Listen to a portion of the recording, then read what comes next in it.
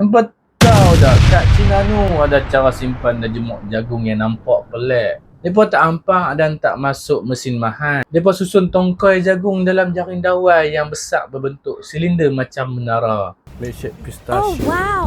Cara ni dah lama orang kampung guna pasal murah, praktikal dan berkesan. Lepas musim menuai, musim luruh, mereka isi jagung sampai beratus kilo dalam jaring ni. Mereka bentuk terbuka bagi angin masuk dari semua arah, supaya jagung cepat kering secara semula jadi dan kurang risiko berkulat.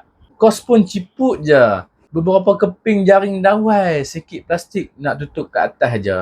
Bila dah kering, ada yang terus angkut naik lori dan ada juga mesin sedut asingkan biji dengan tongkai tu. Dia dah tak best dia. Yang tak best dia tak boleh kena hujan. Dan tikus pun boleh masuk.